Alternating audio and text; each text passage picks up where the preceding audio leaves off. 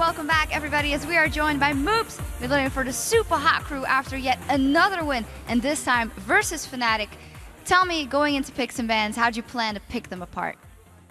Well, before we went into the game, we wanted to play Draven, and they picked Leona and Sivir, which is pretty weak in lane. That's why they lane swap. And also they pick Vi and Leona, and Morgana is really good against that because you can shield Vi ulti and Leona ulti, and yeah, that's it. And first pick Gragas because I only pick Gragas. So. I mean, was there any bans or picks you were expecting coming out from Fnatic? Obviously, you got yourself your Gragas first pick. Was that always in the plan? We expected them to ban Gragas actually, but yeah, except that maybe Vi, but they prefer to pick her. Yeah, that's it. Tell me a little bit more about the Draven pick first off. Maybe, was it Mr. Ryle himself who wanted to play it, and why go for that one? Well, he played him like 10 times in a row in solo queue, and he thought that it was pretty strong. If you don't die in the lane and stack up, if you get a kill in mid-game, you get like 1k gold. So it's really snowball, and it's really good against Sivir. So let's talk about the start of the game, because it started off really well for Fnatic, and you guys just had to claw yourself in there. Was there any game plan going ahead when you started to fall back? Well, we knew that we had late game because of Draven, and every time they got a lot of kills early game, but every time they got a kill, we got Drake or turret, so it was not that bad. And then in mid game, we want 1 or 2 team fight, and then just take Nashor and finish the game. Yeah, it was all about objective control, and you think that a team with 2 teleports would be able to do that a bit better. How was it playing against that specifically? Well, it was hard to counter Shen because basically he has only armor, so Mimer couldn't deal with him, and I had to go. I could beat him easy because he had no magic resist, but every time I go on him, just RE TP on creeps or wards behind. So obviously you're improving as a team. Have you started to develop any different methods as you approach games? Obviously we're into week 6 of the LCS now. You guys came in last minute, 2 days before we started. Do you feel you guys are confident now in the league? You're comfortable with your preps coming into the matches? Well, first week and second week didn't go that well because we were not preparing for matches. We were just going, okay, let's see how it goes. Now we prepare a lot for every team. And you know a lot about every team now because it's already week 6, so yeah, preparation is really important. Who is it in the team that comes up with strategies and such? Mimer and Mr. Rales mainly. They always do the picks and ban, and in-game, Impaler do the calls. Of course, SK Gaming coming up next. You guys are kind of in, I would say, improved along with them. You yourselves and SK Gaming as a team really have grown over the last few weeks. Is there any comparisons you see against them? And do you feel, is there anything of other teams that you think, I wish we were better at that? Well, SK Gaming didn't start that well as well, and they are coming back like us. And I think they are just practicing really much because they have gaming house and not every team got, so they have more practice time. And also, Candy Panda is playing really well right now. Yeah, that's it. All right, well, thank you very much. Congratulations once again, Moops. And now we're going to hand it back over to Joe and the Fee Show for our next game. Thank you very much, guys. Up next, it is time for SK Gaming to face off against Alliance. And of course, one of the most interesting things about this matchup is the battle in the bot lane, featuring former teammates Candy Panda and Nif on opposite sides of the rift. Shock's got to sit down with the two long-time friends to get their story. It's Nif up against Candy Panda. This is the old duo partnership that honestly spans back, way back in Season 1. These guys have been together for absolutely years. Let me start by asking you to describe maybe in a couple of sentences the history that's between you guys. Maybe you first, Adrian. Well, we met in Season 1. We played DreamHack together. Then we played through Season 2, and then I left SK for like 3 months, and then I came back to play Season 3. And now again we disbanded, I guess you could say. Yeah, you actually weren't at the Season 2 finals. What we heard then was that there was kind of a motivation problem with you or what was going on. Did you notice that, and were you kind of annoyed by that, or what was going on there? I think in my eyes the team chemistry just didn't work out, like, because they were like arguing a lot and then had like... Oh.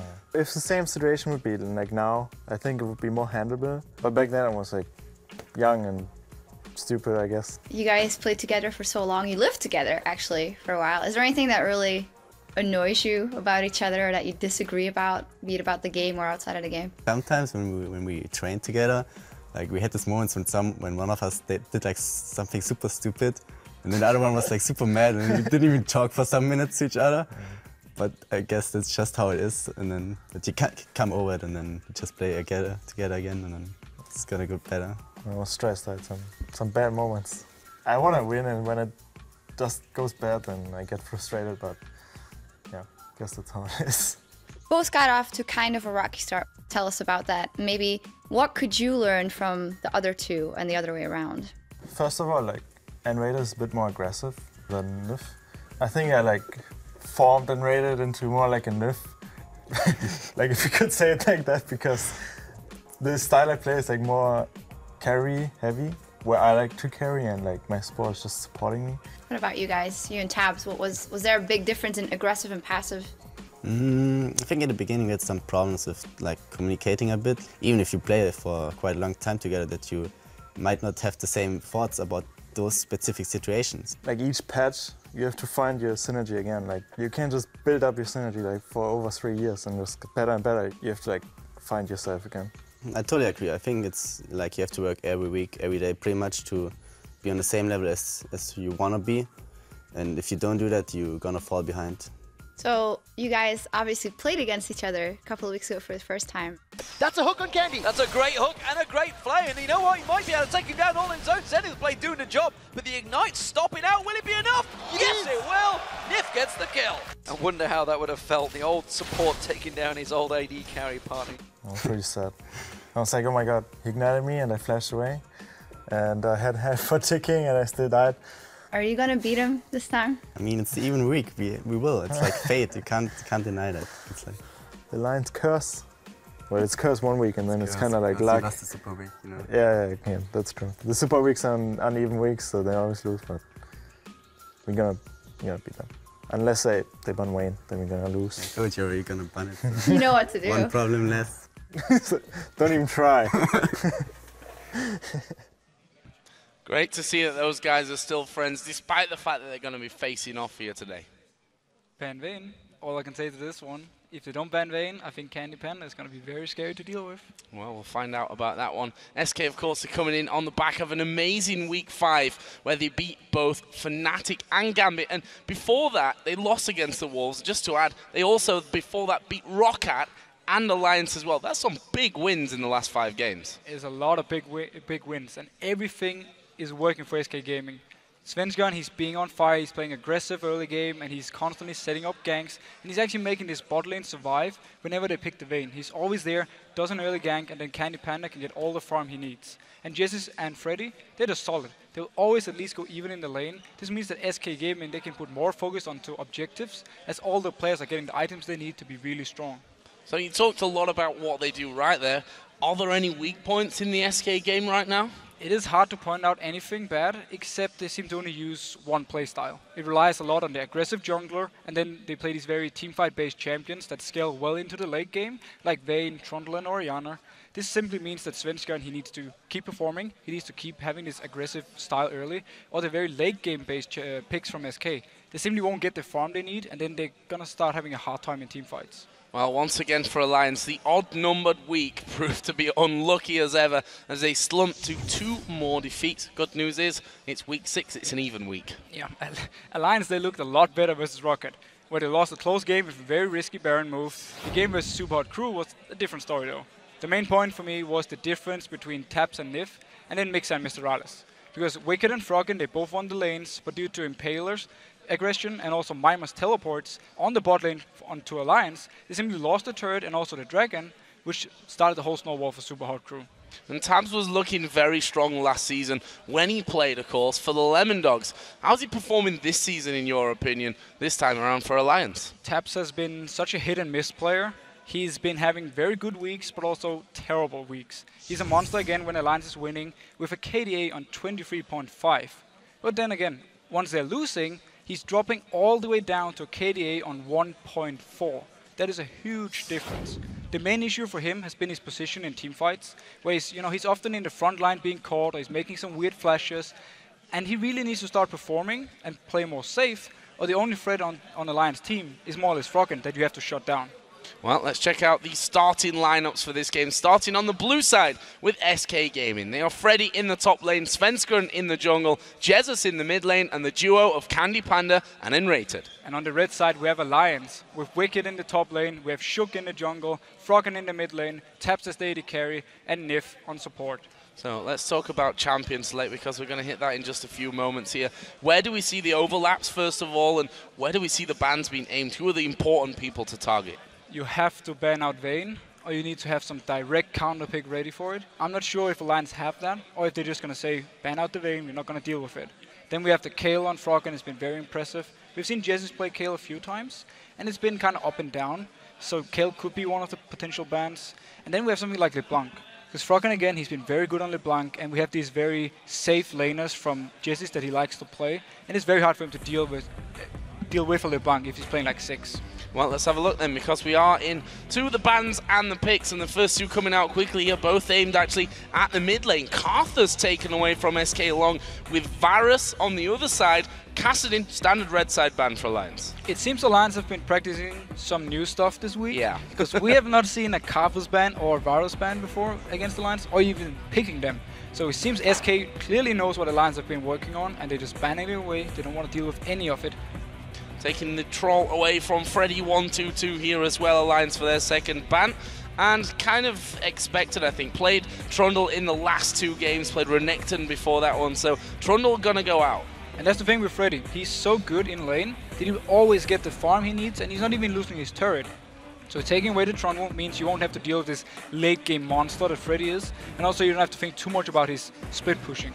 I was gonna say, the next question that I have is, will they ban Renekton and take away the stronger of the top lane options from this one? Actually, they do take out Renekton. Pantheon was taken away. It's left Elise open. SK wasting no time to take it for Svenskeren. Again, Elise Pantheon for Svenskeren. It is his 2 best champions, so it's easy choice for him. The Renekton ban actually hitting Wicked quite hard, because what is he going to fall back on? We've seen him play Malphite, but then again, he mainly plays Trundle and Renekton. Both are taken away, so it's going to be fun to see what Wicked will actually pick up, and also what is he going to build. Irelia. No. Could be. I'd be very happy to see that make return, but it's not for now at least. As Sivir actually locked in here for Alliance. That's an interesting choice actually coming in. They've not played Sivir in this bottom lane for Tab so far. They also took the Wukong in the jungle. That's another first appearance for Alliance. Shook not played it up until now. And once again, the Sivir being picked. More and more teams in Europe seems to like her now. She's already very popular in NA and also in Korea. And she's simply, together with Wukong, they bring you this very nice engage. Because if you pop the ultimate when Wukong goes into stealth, it's going to be very easy for him to get into the back line and then pop his ultimate on SK Gaming. And you have the whole team fight starting where Alliance can just start rolling over. Sivir laning wise, she's actually fairly good. And she's able to deal with most champions except for maybe something like a Caitlyn. So we could potentially see him being picked up now that Vayne is open. So maybe they want to try and bait him into Caitlyn and then not into the Vayne. Well, will he take Vayne? There's no real pressure on him to take it this early on. And in the end, we do see him hovering over not just Caitlyn, but Leona in there as well, possibly for Enrated. So Leona against Sivir is not an easy matchup for Leona because it's hard for her to actually start the fight. If, however, she can get onto Sivir, it doesn't really matter that she spell cheats one of the stuns because she just has something else to lock her down. We did see the Caitlyn. She has such a huge advantage when it comes to auto-attacking onto the Sivir, and she can more or less harass Sivir out off the lane early and prevent her from getting a lot of CS. It might mean Alliance wants to lane swap. So we see Alliance currently with... Whoa! Not being funny, but I did call it. Irelia in today here for Wicked, and the Morgana actually being picked up here as well for Alliance. I wish I called that Irelia with knowledge. It was actually just a bit of a jokey throw it out there, but it will be Irelia, and he has played a couple of games of it this week. I've seen Wicked playing that online, so interesting stuff. Yeah, so the Irelia for Wicked, an old favorite. It shows again though, if you ban away these 2 champions, he has to find something new. He didn't want to go with the Malphite.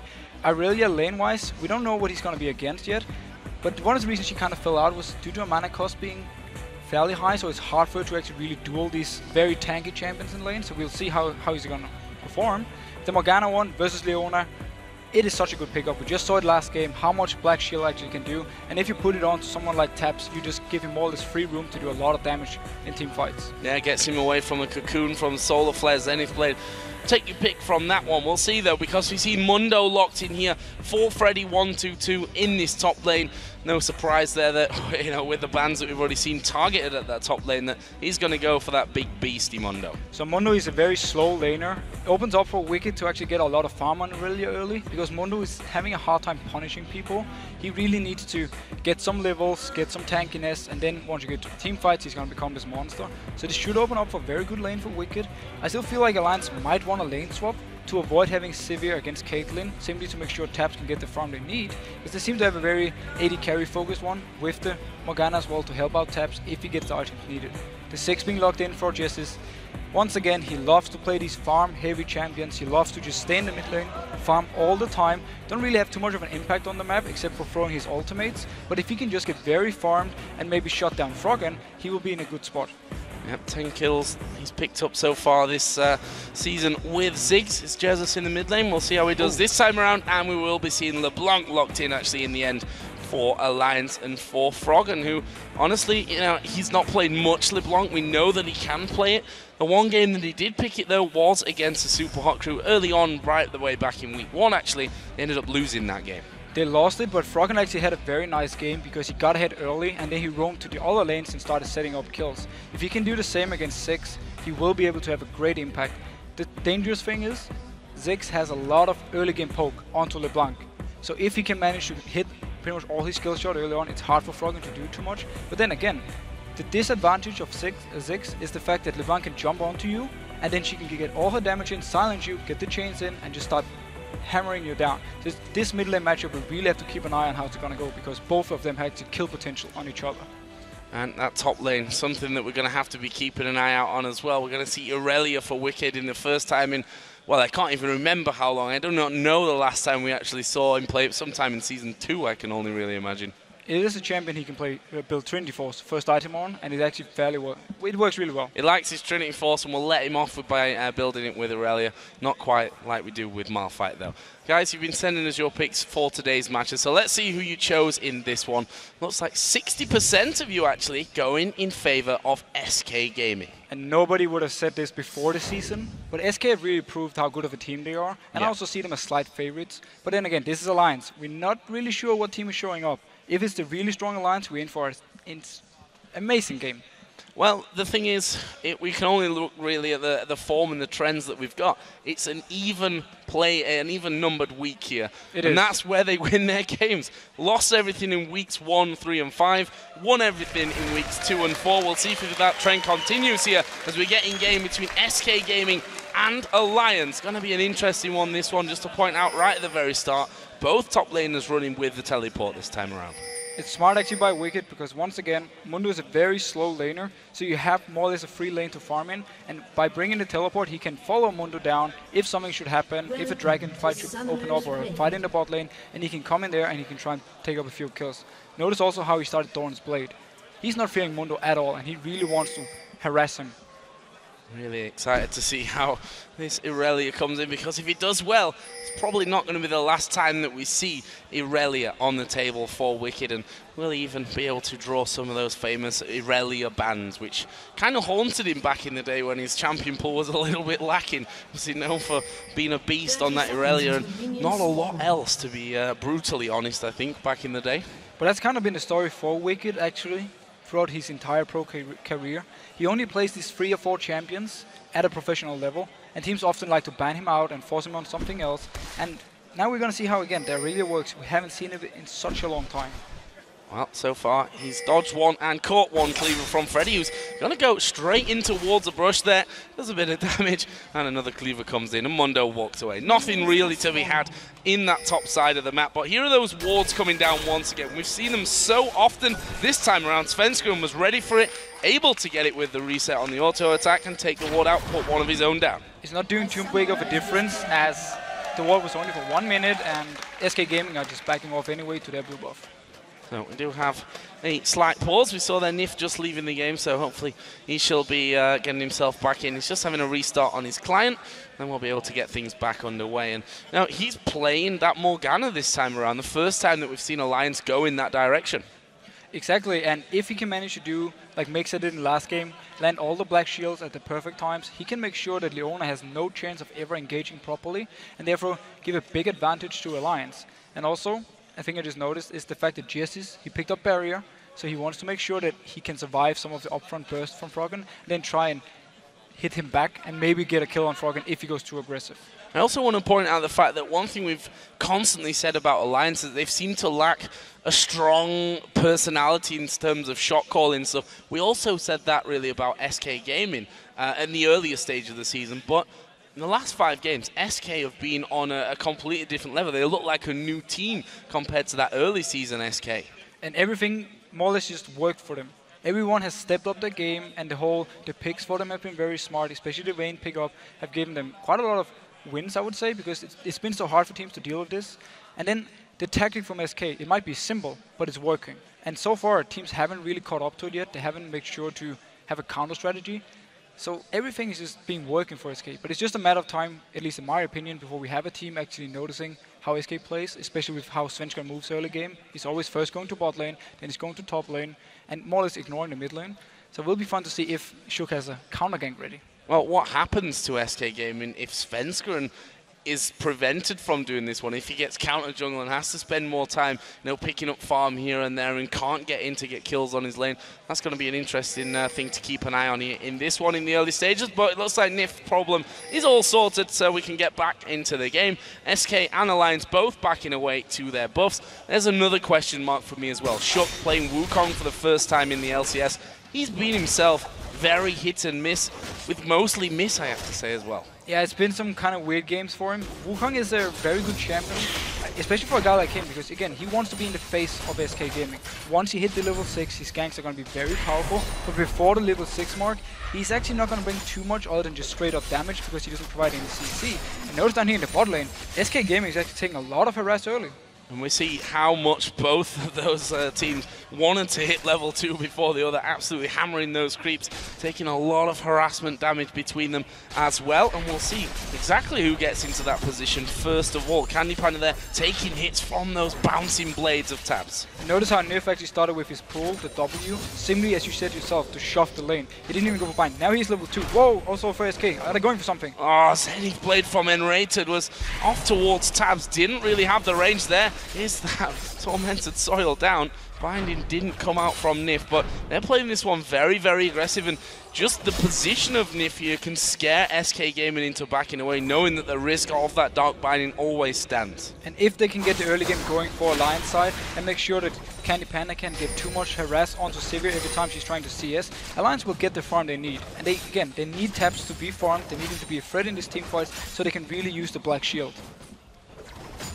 A tense bottom lane, and we saw that video before, the fact that Nif and Candy Panda, so much history all the way back to Season 1 where they played together on Game D before moving over towards SK Gaming, this time around against each other again for a second time this season. And I like the fact that Alliance have early on warded the river to simply make sure that they can spot out Svenskan if he should be coming down. The ward trinket, again, notice Svenskan here. He might be moving something, or he's just going to take the long way down to bot lane. Once again, he loves to do his first gank in bot lane to try and get Candy Panda rolling. I made a shock there. Pandy Kanda is fine by me as well. And actually wasn't spotted there whatsoever. The ward was very, very deep. That was from Tabs a little bit earlier on, just threw it down in the river, which he actually would have been able to repel in there and at least start something off. But in the end, he backs away. He's just going to get back on his route to farming. This bottom lane remains tense, though. There's neither team really wanting to go all in at this point. And I actually think it was very smart he didn't go for this one, because you had Black Shield on Nif as they hit level 3, and you also had the Spell Shield onto Sivir, so it's very hard for Svenskan to actually lock them down with Cocoon, as they can more or less block everything and just walk away. They don't even have to flash. You got to hit it pretty much max range from the brush at that point. It takes a good bit of aim, and if it misses, then it's gone, that's for sure. This top lane, very interesting one, not a matchup that we've been used to analysing recently, that's for sure. Mundo versus Wicked on his good old Irelia. and more or less just farming away, just as we talked about how Aurelia will have the pressure in the start because Mundus is very slow starter, and Wicked, if he can keep Freddy here, he can just constantly pick up the farm. However, it is a bit risky for him because if a gank should come from Elise, he's very exposed. And how does that work? I mean, what's the aim here with this Aurelia pick? It's obviously different champion to some of the others that we see in this top lane. What is Wicked going to be doing when it comes to team fights? Well, if he gets his early 24s, he's going to have a lot of damage and he's going to be very hard to deal with for SK actually, because Caitlyn, she's not a tank killer. Now we see actually Svenskan coming towards his top lane. Once again, first he goes bot, then he goes top. Alliance, they were ready for it. They've been watching the replays of SK Gaming, so they knew exactly how Svenskan was moving, and they're not biting, or they're not getting ganked. Stay away from dangerous positions in the lane generally. Make sure you keep everything as safe as you possibly can and not get taken down by Svenskan, who's had to, resort to more farming and farming and farming now, as he's not had those opportunities to get involved in the lanes. That's correct. I mean, he can get the early snowball and he can get his lanes going. The thing again about the Aurelia we talked about earlier with teamfight wise, we need to see how Wicked actually decides to build. Is he going more or less full damage, 24's Wits End into more damage or players to doing Kings? Or is he going to build more tanky to try and be this frontline figure? Alliance, they have somewhat of a pick comp with the LeBlanc and also with the Sivir ultimate to pop off so they can catch someone out. So if he's going more damage wise, they might be able to get a few kills and then force SK to back off. However, if SK is teamfighting like super hot crew, then the front line of Freddy will do way more than the squishy Wicked. Yeah, and that's an interesting one because we've seen a lot of Wukongs going quite damage heavy in the build, even to the point where they've been destroyed in team fights because they weren't really tanky enough to stay alive in that one. So interested to see who goes tanky between Shook and Wicked from this one. But Alliance here, they're on the roam down towards this bottom lane. Jesus did start to come over as well, hanging around by red buff. But look at this, SK completely ready for that. Yeah, they are pinging them up. They saw them actually go in there due to the ward they have in the river bush. So they saw Froggen move in and they know, okay, they actually spot them going out as well. And now Shook moving behind this. Can he try something? Well, he is going to be stealthed in. He doesn't have Cyclone, so even if he did get himself through that, he wouldn't have been able to really lock anyone up. And there's a little bit of a pause. Yeah, he would only be able to do some damage onto Jessis, but he would never have any chance of killing him. He would actually need Froggen to set it up with a chain and then jumping in. The wise thing for Shook though, return to the jungle, get you level 6, and then you can start focusing on ganking. Now, Candy Panda apparently just having to restart his client from this one, and hopefully, as before, we'll be quickly and safely back into the game. So I want to talk about farm here because we're 7 minutes and 10 into this game. Top lane 55 plays 56, the jungle 31 to 33, mid lane 61 to 57, and 54 to 57 between the AD carries. Very, very even start to this one. Very even, and for me, the interesting point is then the top lane, because you have this Dr. Mundo, you need to normally shut him down early, make sure he's not getting rolling, getting the items to be this very tanky monster. So for me, seeing how Wicked is actually going to do in teamfights with Aurelia is going to be such a key point, because if he's able to do more or less the same as Freddy, or even more, it's fine for Alliance to simply say, okay, both top laners, you just farm evenly, it's okay for us.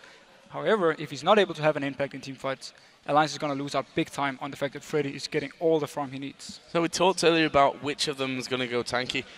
Which one would you prefer in there? I mean, for me at least, the Wukong that's going to be straight in there right at the start of a fight with that Cyclone needs to be able to withstand enough damage to get everything off. Yeah, I would say if Wukong goes something like a Black Cleaver and then builds tanky, it's going to be alright. Same goes for Wicked. If he goes 24s, maybe plays the Rune King, and then from there on goes tanky, it can be fine for Alliance as long as they win the early game. Now we actually saw all the damage from Wicked. But also look at his mana. As we talked about, the mana costs on his abilities are very high early on. Very high, and the problem is that Freddy just says, well, nice try, mate, but I'm just going to pop my ultimate and I've got full HP once again. So interesting damage coming out there. Those Transcendent Blades, obviously really easy to get the damage in there. We'll see how that one all continues. Meanwhile, blue buff was just picked up by Jesus from Svenskan, just helping him out with that one. There's actually an ultimate from Jesus to keep that wave pushing up there and to keep himself going on the farm. The bottom lane actually of Alliance did just recall, so we're seeing the first items coming down there. BF Sword is what we'll see Tabs returning into lane with. And when Candy Panda goes back, he can pick up his own BF Sword, and they're going to be so even. The damage-wise, again, it is hard for any of them to pick up any kills, especially because Black Shield will counter Leona, and also it's very hard for Nif to actually hit a binding and set up a fight. And then the damage on Sivir is not It's not amazing. He really needs some items to really get the boomerang blade going, and he's actually going to bring more utility than straight up damage. Now Froggen has just got his blue buff there as well, as we saw. That puts them even on that front in the mid lane. So that's going to just getting a ward over by a dragon as well. We've not seen any attempt on that whatsoever. I think simply because there's been no real advantage gained by either team. But Wicked going heavily on towards Freddy. But again, look at his mana bar. He's got nothing more to follow up with. And he's more or less just trying to harass to get the ultimate out of Freddy. So he's having a bit of a threat of killing him if we actually had some mana, or if Shug should come up and they want to try dive or set something up. Shug is level 7 at the moment, so he has ultimate. We need to see if he's going to do something. Not seeing a Cyclone from him just yet, but that is certainly to come as we move forward in this one. There's Jesus. Was he going to go down? No, decides against it. Svensson was actually there. They've got a pink ward in the tri-bush here, SK, as well, and we can see that they're sat quite heavily back on towards their own turret. So there is an opportunity for him to get at least to the tri-bush before being spotted by the brush ward. Yeah, but again, as we talked about earlier, Spell Shield and Black Shield, it's very hard to set up any kind of gank. They actually need a line to more or less dive them down bot lane, and then Svensson can join in and maybe try and pick up a kill. So again, the top lane, Nif, sorry, not Nif in the top lane, that'd be interesting. Wicked trying to bully out Freddy once again onto things. There's another dark binding from Nif that he's not had the most success with. Has landed a couple, but they were mainly when they were already behind the turret on that one. And again, it's just simple harassment back and forth. And we see now Wukong has gone back. He's bought the Spirit of Elder Lizard, so he's going for the damage early on. He wants to be able to get in the face of someone and actually take them down. Because Wukong, he brings quite a lot of damage, and the Black Cleaver, if he decides to go for this one next, is gonna shred the armor on everyone from SK that he's hitting, and then Wicked can come in with his somewhat his auto attacks at least on physical damage, and then at the same time Taps is gonna do more damage if he can get to the back line. So let's see where this one N-rated, just clearing out that ward. And Alliance knowing that that pink ward is now in there. Nif actually does take the damage from the ace in the hole. Not an incredible amount at this point, but we do finally see Monkey King headed towards this bottom lane, but again, Binding misses, but N-rated going to be pulled straight into this one, but they go for Candy Panda. Barrier already used, but Candy Panda goes down. It's first blood going to Tabs, and they may get even more. It's the Dark Binding that does this time land from Nif. 2 kills, Dragon surely straight away. And that was such a perfect bait from Nif. He walks in there, kind of low on HP, and then Red just jumps on it. He wants to get the kill. Shug is there, and then you see him going in onto Candy Panda, knocking him up, so the boomerang blade from Taps hitting him both on the way in and on the way back. That was so much burst damage, and the Elder Lizard from Wukong also made him get this kill.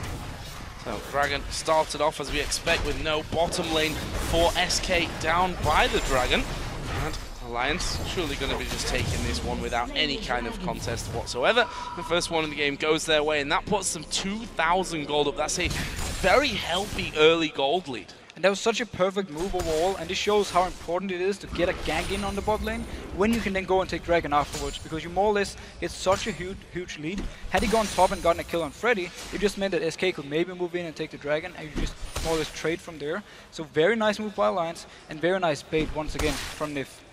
So looking at the CS in that top lane, we know that Wicked has thrown his full mana pool basically at Freddy a number of times now to try and bully him out of this lane. Not the easiest person to bully ever. It's 113 to 115 CS in that one, so Wicked slightly ahead. Look how much gold they're actually signing. Just shows you that they've not been willing to leave that lane. They obviously feel that they can't really kill each other at this point of things, especially with both of them on teleport rather than having something aggressively ignite in there, for example. They're going to have basically a full item when they come back into lane. More or less. I mean, where you can almost pick up the 24. See Svensson moving up here. He's spotted by a ward, and Shug is nearby. Well, they try and counter this one. Shug's actually already hit the recall, so he's not going to be involved whatsoever. And now we see as Svensson went through, Shug actually thought twice about that one. Froggen had started to move up towards this top lane as well, so Svensson should know that he is in a little bit of danger. He's backed off to the tri-bush from the Golem brush there, but he's going to go down towards the red. The buff's already gone. That was already taken away by Shug, and it's going to be Svensson just having a peek. I'm guessing getting himself a ward down. No, he's not actually got one to throw in, so Wraith instead. So the thing again about the Alliance combo, if again we get the Black Cleaver onto Wukong with the physical damage from Wicked, he doesn't actually have to go for early armor penetration. He can focus on again Trinity Force, maybe a Wit's End, and then go more towards tankiness. We really have to see what he's building, because at the moment, if he teleports down for a fight, same goes for Freddy. They won't really have too much of an impact because they have no items. No items and heavy pockets full of gold at this point.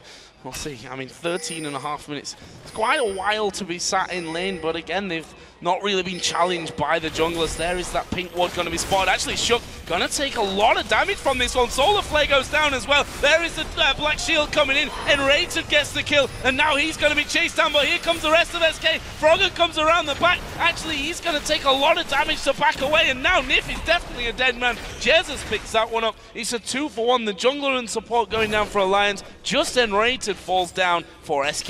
That was a little bit too aggressive by Shook. He thought he could clear out the ward fairly safe, but they just instantly went from now. Wicked teleporting back in, forcing flash from Freddy.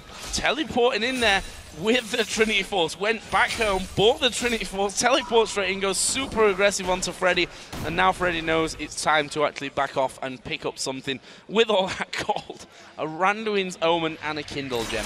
So I have a feeling that once he returns here, they're still not going to kill each other. No. So we have the Trinity Force, but we have the armor stacking Freddy, and it's just going to be farm, farm, farm, and then we're going to see, once we get to team fights, who's going to have the biggest impact. Both teleports are now gone, so they're not even expecting to move from here. No, just a standard top lane farm game at this point. We'll see who gets the better of that one. Currently, still even only 5 CS is the difference between the two of them. There is Wicked going in, so you can get an early indication of what they do to each other, and actually Freddy does a bit more damage with his briefcase at this point. At least as long as Wicked is on fairly high HP, the briefcase does more damage, so he can harass him down. But he won't really be able to kill Wicked from there, because the lower Wicked gets, the less damage we have on Freddy. And again, farm away, and they're both happy with it. Both top laners actually like this style of just getting very strong in the lane and then have impact later on. Having a little bit of a dig at each other as Wicked again goes in towards Freddy. And he can throw that ulti down on him as he wishes as well. Not really a high cooldown on that one. Svenskeren again seems to get up to this point just before the brush and then turns around again. So I think that's the second or third time so far this game. And the sad thing for Svenskeren is top lane is kind of the only lane for him to gank. But again, bot lane is very hard for him to get into. And also the Blanc in the mid lane with double jump, also a flash. And then you have the six who's not putting up too much CC, so you can't really gank there, and he's just constantly focusing on the top lane. He wants to maybe even dive Wicked. There's a turret going down though, finally, with 16 minutes into this game. It's Alliance that get that one, and look at this. Wicked has spotted Svenskeren there. They're going to ping. Will we see Froggen come up towards that top side of the jungle? No. They knew that Svenskeren was there somewhere, just not exactly where, because he was spotted from Froggen, headed up here from the ramp in towards the enemy brush, and they knew he'd not come out of the top because of Wicked's ward. In the end, Svenskeren's just hanging around, taking all the farm. And the fact they actually knew where Svenskeren was meant they could take the bot turret without being in danger of a gank. So it's very smart move by Alliance, simply taking the advantage somewhere else. And now in the mid lane, Wukong is here. Can he try and stealth in? Who are they going to go for? There is the push in. Jesus going low. He's already used the barrier. Can they push around? That is a good satchel charge to get him out of danger. And in the end, Froggen the one that goes lower out of the two. No kill. Again, we don't even see really I say that's totally allowed. Someone smells burnt with the barrier and the flash in there for Jesus. Top lane, again, we just saw Wicked going aggressive onto Freddy. Gets him fairly low, just pops his ultimate as the bomb comes down. Froggen just dodging away. Just dodging away. It was actually a very nice 2v2, but none of them really had the damage to finish each other. They used pretty much everything except for the Ziggs ultimate. That was the only thing left up, but both just decided to disengage and just back off. They didn't want to fight any longer. So Shook doing some enemy, some wards down into the enemy jungle. Notice the timer in the top left. Dragon is up in just a couple of moments, and Alliance already waiting for it. Yeah, notice how both top laners are moving down towards the dragon. Also, Froggen is moving with Wicked. He picked up a blue pot, so he's gonna be ready to fight. And Wicked got a giant skull now, so he's slightly tanky. Alliance might though be able to take this one without any chance of SK stopping it. Okay, we see the ace in the hole, and there is Alliance taking that dragon away. The second one of the game, both of them going their way. Tab's actually using his ultimate here to get everyone out of danger. Nice pickup, nice and safe from Alliance overall. Nice and safe, and they had the timer for it, so they were just waiting for it. The rest of the team were coming in case there should be a fight, but they just started it and got it. Now SK Gaming, they're pushing onto this mid turret. Pushing onto it, and they've got a lot of damage as well that they can put down from range. Freddy tanking up a couple of hits from that one, and it will finally fall. The minions in the end taking that. That's the first turret of the game for SK. And look at the siege combo from SK with Ziggs throwing in the bombs. We have the Caitlyn poking away. Even Svenskeren was there poking, and you have Freddy just throwing in the cleavers. And if someone should be low enough, we have him ready to start the fight. So SK using the combo. Alliance, they rely more on trying to pick up a target and just instantly engage and start a fight, not sit here and try and wave clear. Freddy actually going into his jungle, going to take the white away, as we did see a deep ward actually coming down from Wicked just a moment ago. So he's got vision of where Svenskeren will be coming at him. And Svenskeren really has not had any luck on this top side of the map. He's not really had any luck on any side of the map. This is what we pointed out, that he'd have to have an impact, and he just hasn't up until now. Yeah, and it's credit to Alliance, because they knew every time where he was. Ooh, Froggen might actually almost catch out Svenskeren. Blind Cocoon and Mines just saying, no, you can't chase through that one. Alliance had brought a bit of a team down to this middle lane, or up to this mid lane as well, because Nif had moved up from the bottom lane, leaving just Tabs alone. He might have a good chunk of damage on towards that second turret. No, he just backed off completely. And again, Alliance are just playing so smart when it comes to Svenskeren. They make sure they know exactly where he is at any point. And even when they didn't have a ward on him early, they just knew there's a chance he's here. He likes to gang these two lanes. We're not going to go aggressive. We actually saw Wicked in the top lane way early on, simply just backing off and making sure that Svenskeren couldn't do anything to him. There's Wicked just getting the last bits of farm underneath the tower. Doesn't really care that he's tanking up those hits, as you mentioned. Got that Giant belt in after picking up his Trinity Force. So looking like he's going the way we thought, with Trinity Force first and then going the tanky route. And this is actually going to be a very scary Aurelia, because late game she is still very, very strong. And with all the farm he's picking up, and with the early Trinity Force and now also some tankiness, if it's going to be a Sunfire or Randuin's Omer, he's going to be very hard to deal with for SK, and he's going to have a lot of damage. Look at the AD carries there. We saw a bit of a trade in the bottom. They're pretty much identical in terms of how far they are on with their builds right now. Both with a Bloodthirster, with a Zeal, and with those Berserker Greaves in there. The farm just 6 difference between them. And here's the difference between two AD carries. Oh, Froggen like trying to go on Jesus. He didn't have too much mana though, so he couldn't do a lot. But again, the difference between these AD carries when it comes to fights is the fact that Sivir brings so much utility to the team. If they can use this ultimate to start the fight, or at least get an advantage in the fight, she will do more than the Caitlyn. Unless we go to the really late game point where Caitlyn can pick up 4 or 5 items and really start taking the team on her back and just carrying. While we're talking about items, we should touch on this mid lane there. The DFG was the first item that Froggen went for, so he's going to be looking to catch people out of position. Got a Blasting Wand in there as well. On the other side of things, Deathcap should be finished pretty sharpish for Jesus. Got both that Needlessly Large Rod and Blasting Wand on top of his Athene's Unholy Grail. And look at this, Alliance now starting to move up. They're going to be spotted by a couple of wards though. And there's a pink ward that is spotted. They're going anyway. They're going in for this one. This is very, very interesting. Shook already taken down to half. He's going to pop the Cyclone, but he's died. Enrated picks that one up. Now they dive on towards Nif. Here comes a bomb from the side. Whoa. Enrated falls, and that is 2 quick kills. Tabs stood on a trap. Tabs is a dead man. Double kill coming out for Svenskeren. And just like that, SK Gaming, they had full vision of Alliance in that one. And it was a costly move from Alliance up through the jungle. No vision. They can maybe lose Baron for it as well. Now again, 3 members from Alliance, they were calling for Jesus. They wanted to kill him. Shook on the other hand, he decided to go for the rest of SK, and then they could just pick him up very easily, and Jesus survived because he managed to flash over the wall. And now, oh, Froggen come in. Can they try and stop this? And they're going Wicked's on the top side as well. Baron is very low, and there's a pickup. It's Svenskeren that smites it down. A great move from SK Gaming overall. Vision of the enemy team coming through their own jungle. They got the kills from that. They turn it straight towards Baron. They've got a gold lead now slightly, but it's this Baron buff that's on them now for the next minutes that's surely going to cost Alliance. And it was simply a miscommunication mistake. Again, 3 members went on one target, a different member went on a completely different target and just got killed, and then the rest of SK could just go in there, take the kills, and then Taps stepping on the trap, so he also died, which meant SK could take a fairly safe Baron. Froggen tried to come in and stop it, but he couldn't really do anything. One thing that's impressed me as well about SK in the last 5 games where they've looked really strong is how they turn a little bit of a lead and really push that into a massive lead where they can't really, the enemy team can't really come back from that. And we'll see if they're feeling confident, if they can do that here again versus Alliance. And that's the thing with the champs. Oh, they're going on Freddy in top. Going on to Freddy. Can they actually kill him off? They've literally thrown everything they've got at Freddy. There is his ultimate pop. The blades coming out from Wicked. He puts down his slow and also the Randuins. And Freddy might just escape from this on the tether land. He's underneath his own turret right now. And Wicked's tanking it up. He's got no mana. Froggen can't really tank things either. He does flash in there. Froggen might just die from this one. No, he gets the kill. And he's going to try and recall. Jesus is coming across though. He's got the bomb. The bomb's going to go in there. Oh! worse out of it. That was super close. But meanwhile on the map, bot lane, Candy Panda is taking the bot turret. He keep pushing up. The rest of SK is in the mid lane. Alliance invested so much time into killing Freddy that now SK is simply punishing them elsewhere on the map. That tower is down. I don't think Chuck's going to be able to do anything. He's going to actually go in on towards Candy Panda. Needs to be careful though because the spider is just around the corner. That's a great net over. He goes on towards Chuck. There's the ace in the hole and Chuck goes down. So again, killing Freddy top lane cost SK Gaming Alliance 2 turns in bot, and it's not over yet. It's not over. Froggen going to get slowed and finished off there by Jesus. This TP coming in, I was going to say you might want to cancel that one out, Wicked. And in the end, they do decide to do that one. Here's the push in towards the inhibitor turret. Can they finish off? And this is such a difference in decision making and shot calling.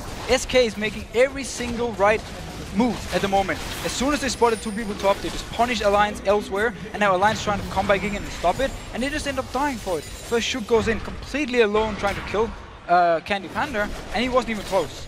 That's the question that I asked just moments ago. Can SK do what they've done so well in these last games and push through with the advantage that they've built for themselves? It's going to grow even further. We can see that the gold lead was, I think after Baron, just 300 or 400 between them.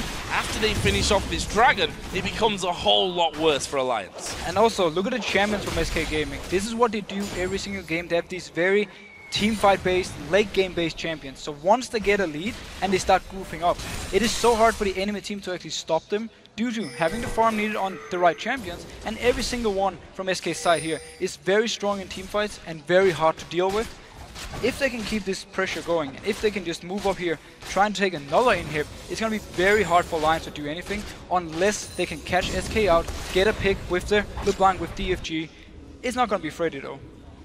And if we look down the items that the junglers have gone for, Svensson actually picked himself up the Riley's Crystal Scepter in there, so some damage on top of a bit of tankiness as well with that Giant's Belt in there. There's the ace in the hole actually flying through and landing on towards Nif, and SK not messing around here. In fact, we do see Enrated taking a lot of damage. There is the Solar Flare coming out, and they're going to keep pushing from this one. Double kill actually coming down, and it's all a little bit messy this time around as Svensson doing the damage to Tabs. Can he finish him off? Is he going to fall? He's super low. Smites the minion. He doesn't fall in the end, and actually that will be a 3-0, a messy affair. Just as we sit here and praise SK Gaming for doing very few mistakes, they actually do the big mistake. Freddy wasn't there, he didn't have teleport. Alliance, a bit like we talked about, they need to catch them out when they're not together. They managed to do this, they managed to get the engage on, and Wicked, he was a beast. He took a double kill, and they couldn't deal with him. He had so much damage, and he got actually into the backline of SK.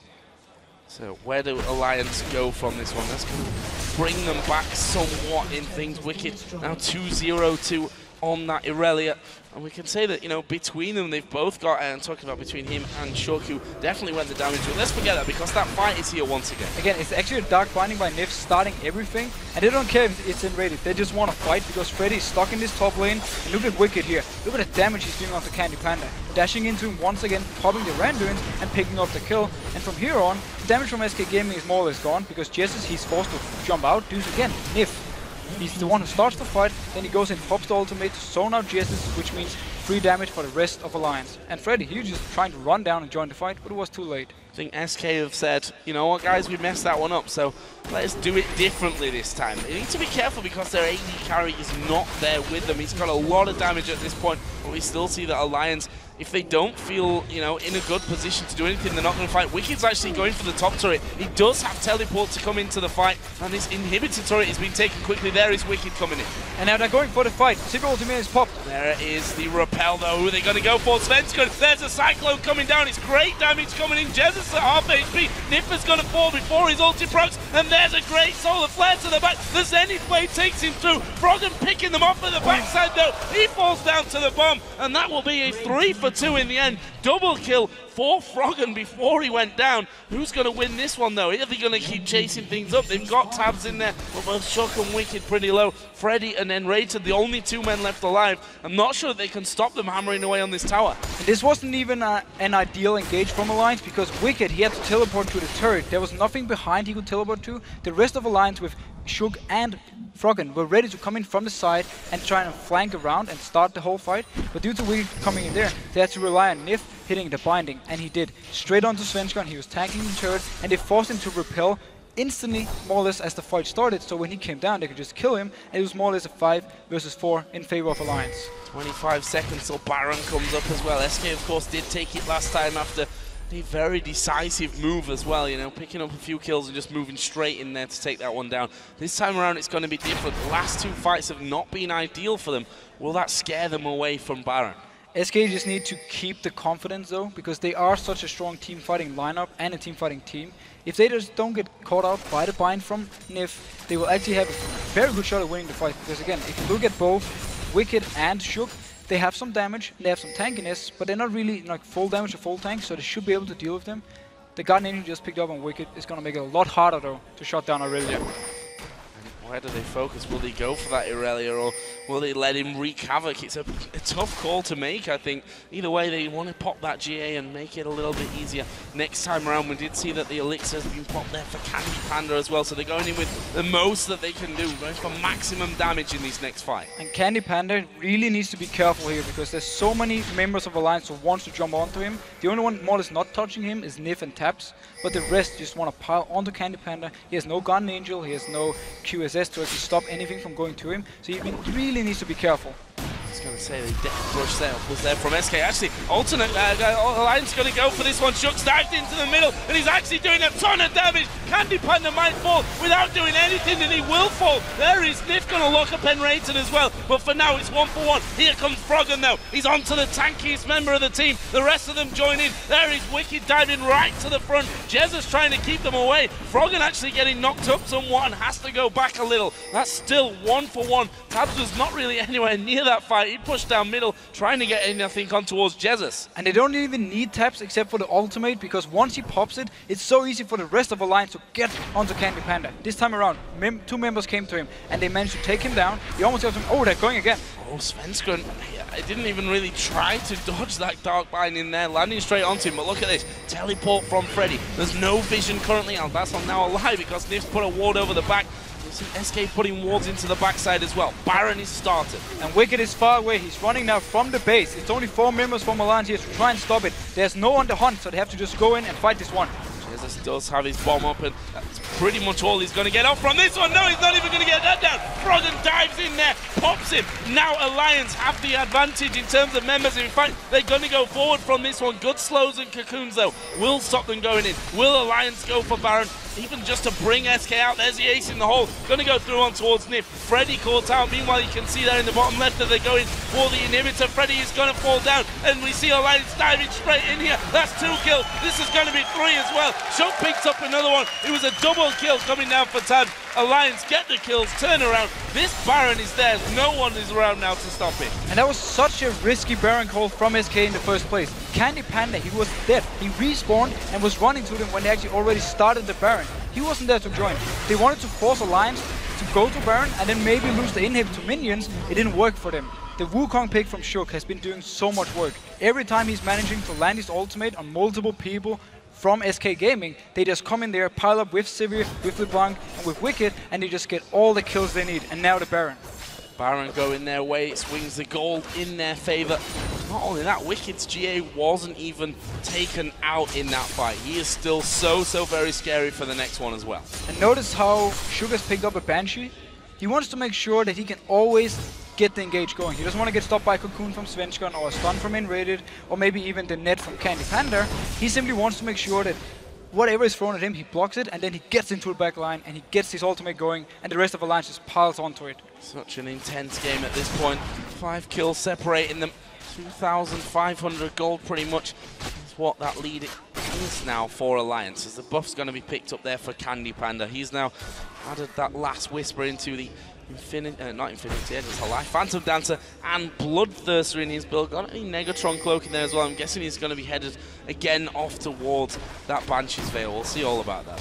And this is probably the first time I've seen a Rylai's onto release, but it's simply to try and stop some of all the move speed from Alliance. If they can stop them from just piling onto them, and Kite, if they can make Candy Panda survive the engage, so he can start doing the damage he needs. Once he picks up a defensive item, combined with the Rylai's to try and slow down Alliance, and Leona to maybe even stay and help him out by stunning Wukong if it's possible, they can maybe make Candy Panda survive, and then from there on they can start winning the fight. After the Dragon is gone, Lions pick that one up. They jump straight off onto Ward's Ward. Froggen going to take a face full of the ace in the hole, actually, which doesn't seem to be phasing him too much. He'll stick around and get rid of that vision that they've got. Meanwhile, Wicked pushing up this mid lane. Blade surging on through that minion wave, and now at half an hour gone, can SK hold on to the turrets in this one? They've got good defensive capabilities with Jesus in particular. Yeah, as long as you have Jigs, you can more Ziggs, you can always wave clear and try and defend the turrets. Alliance, they do have a combo that can actually dive them. Wicked is very tanky at the moment. He also has the Guardian Angel. If he goes in first and tanks the turret, Alliance might be able to simply just go crazy on SK. Well, Shook's moving from the side. Actually, doesn't have a flash available, of course, would be spotted underneath the turret range, even whilst going invisible. So Alliance move up towards the Baron side, and once again, is Froggen going to dive in on towards Jealous. That's a lot of damage. He gets cocooned up here. There is his passive coming out from him, but Shook has gone all the way in. Meanwhile, Wicked's going to join the fight. This could be dangerous for them. Wicked's GA does get popped, and he might just die right away from the back of this one, but Nif with a great binding in there. Wicked still alive, finally goes down, but they've already picked up 3 kills. Freddy going to get pulled up by the ultimate, then the dark binding, and then the slam down from Shook will make it 4 for Alliance. Candy Panda misclicked his net. He netted into Alliance after he actually killed Wicked, so he was about to spawn up again from his Guardian Angel, but due to the fact that Candy Panda misclicked the net, he got shot into the face of Taps, who just killed him. If he had netted the other way, survived, SK Gaming would have had that fight in the back. Instead, Alliance win it, and now they're pushing down for this inhib. They're pushing down for the inhib, and I don't see what's going to stop them. There's 15 seconds until Candy Panda comes up. Svenskeren in 10. Alliance are going to go for this one. They're going to try to win the game right here. They're at least going to take this one Nexus turret out. The second one, I think, is going to fall as well. The respawn starts to come down, but is it going to be in time for them? Nexus already being focused on. It's down to less than half, and it's going to be finished off. And Alliance pick up the victory against SK Gaming, and it seems that the even numbers really do the trick. And that was such an amazing game all around. Both teams played the team fight so well, so few mistakes. And the combo from Alliance, whenever they could actually get to the back line, they could get the kills they needed. And again, I had to highlight Shook on Wukong. I was really impressed by him this game. He did so well, and he always managed to get multiple people on his side roams. Really, not just a great win for Alliance there, but I think a massively important win for their confidence as well. Wicked brought Irelia to the table. That was a very much, for me, a dangerous move when you look at, how finicky our community can be sometimes. If you brought that Irelia to the table and didn't do well with it, you were going to get a lot of flack for it, but he did bring it in, and he played it brilliantly, ending 3-1-11. Yeah, he was really strong on Irelia. He always managed to, again, get into the right targets. We had to fight in mid lane where he picks up the double kill, which was more or less the turning point for Alliance.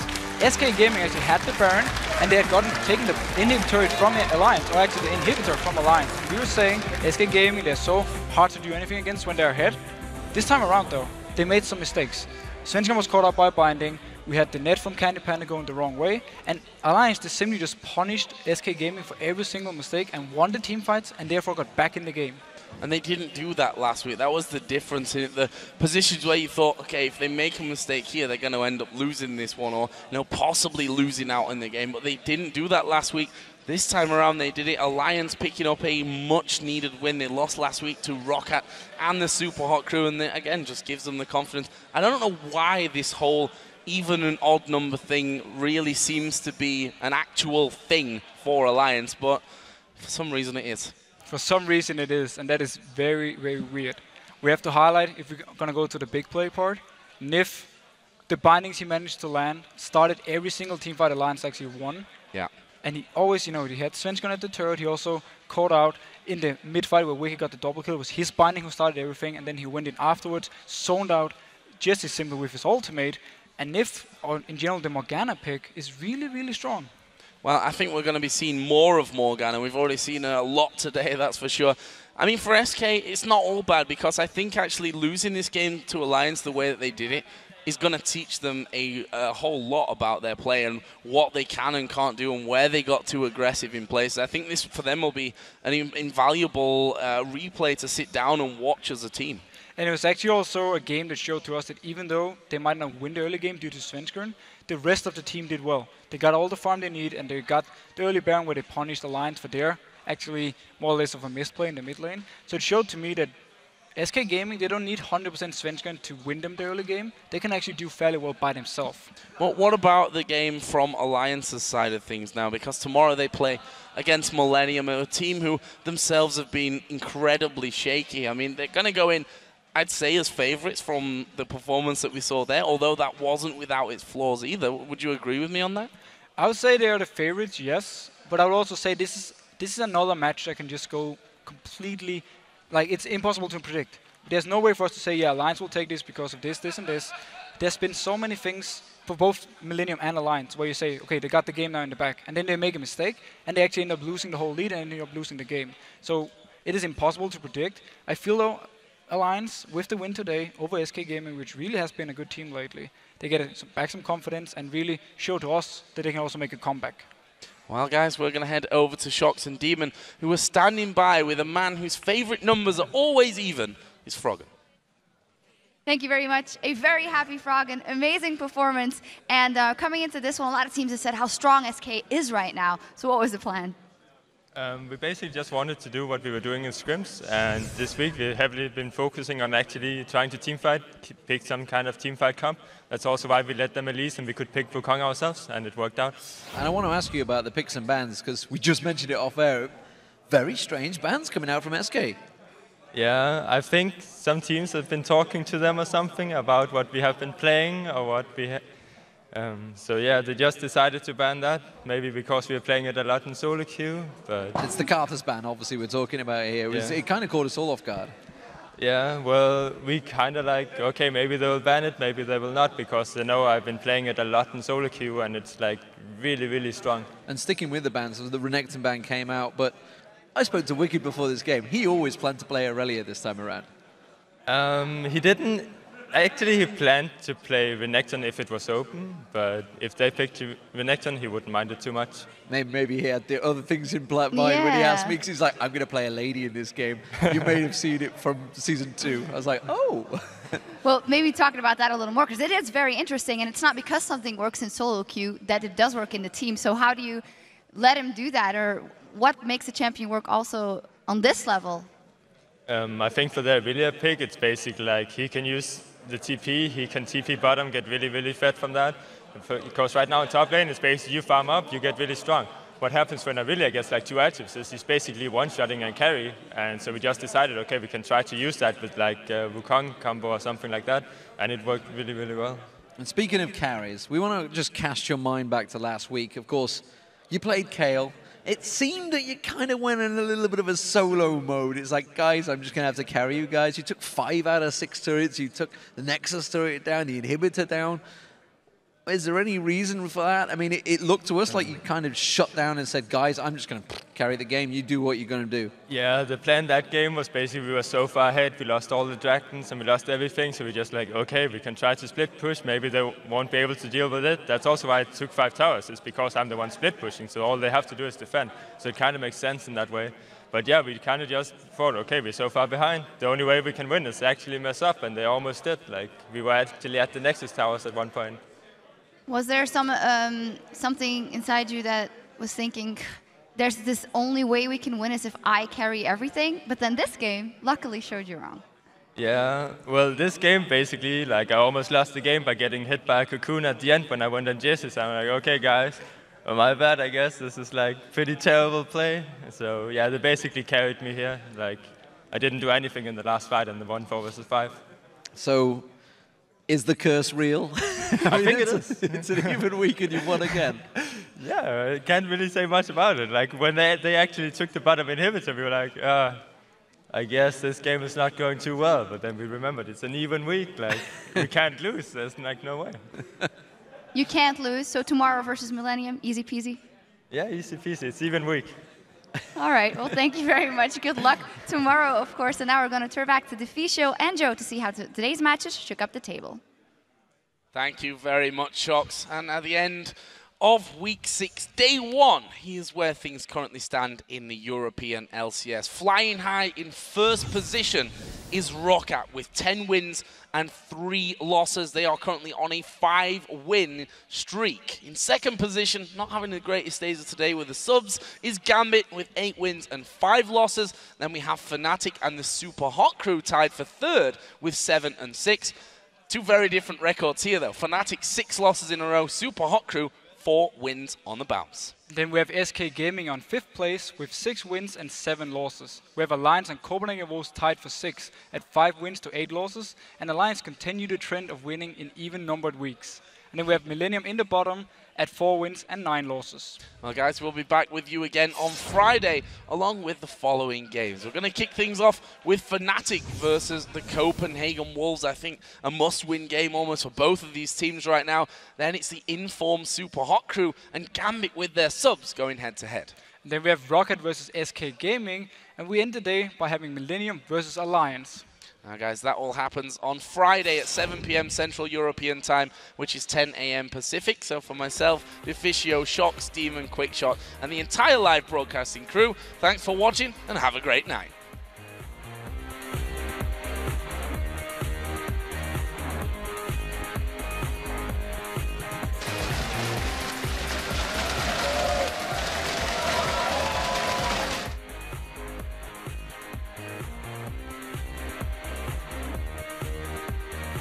Just down, just down! Okay, good job. I can go on Kraton, I can go on Kraton. Okay, flash. Towers, towers! Finish it. Nice! Nice! Bravo! Finally!